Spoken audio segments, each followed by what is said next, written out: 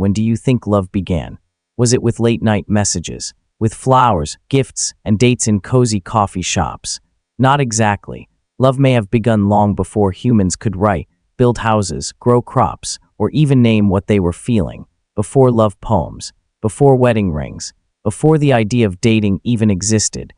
Imagine going back tens of thousands of years to a world that was darker, colder, and far more dangerous. No phones, no social media, no restaurants, no place that was truly safe.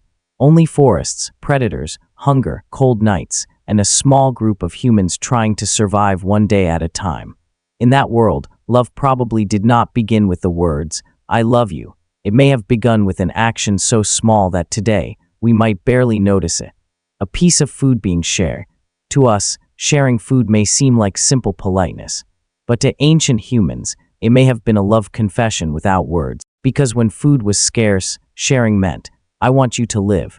Maybe the first symbol of love was not a rose. Maybe it was the best piece of meat saved for someone else.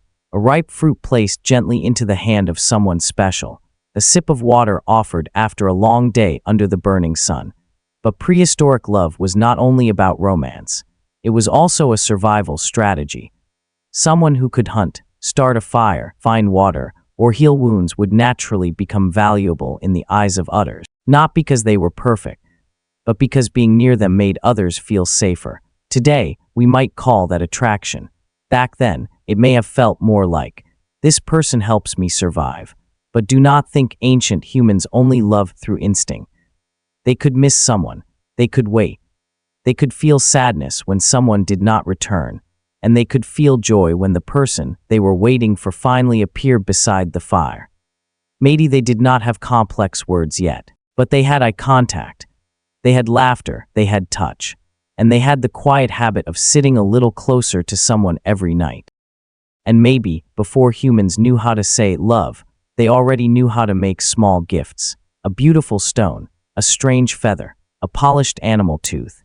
Those tiny things may have been their way of saying, "I thought of you when you were not here." Imagine a cold night inside a cave. The entire tribe sits around the fire. Outside, there is darkness, wind, and animals waiting in the shadows. A young man returns from a hunt. In his hands, there is no gold and no rose. He only has an animal tooth tied to a rough piece of core. He gives it to the girl, who often sits across from him by the fire. She says nothing. She simply takes it. Then she smiles. Maybe that was one of the first love scenes in human history. So, did ancient humans date? Not like we do. But they had private moments while gathering fruit together, while searching for water together, while shaping stone tools, keeping the fire alive, and caring for children. Maybe that was the prehistoric version of a date. A date without a table, without music, without candles, just two people feeling safe beside each other. And in a dangerous world, choosing to stay with someone was not a small thing. You were not just choosing someone who made you happy. You were choosing someone who would not leave you behind during hunger, cold, sickness, or danger. Back then, love was not just a feeling.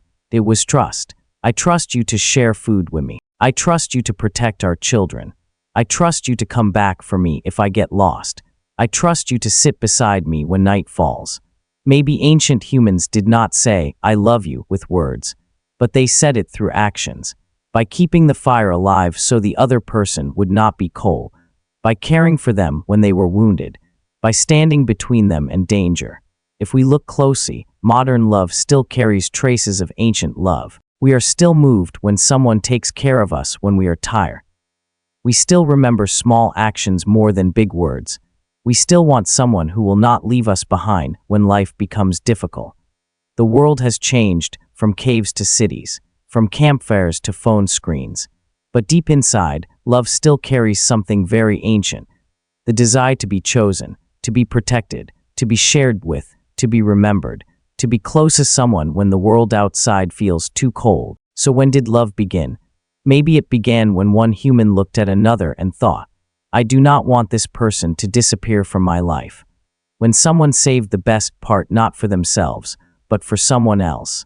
When someone turned back into the darkness, just to make sure the other person was still there. And maybe the first human love was never spoken out loud. It was spoken through one simple action. Stay close to me. I will not leave you alone. And maybe that is where love began.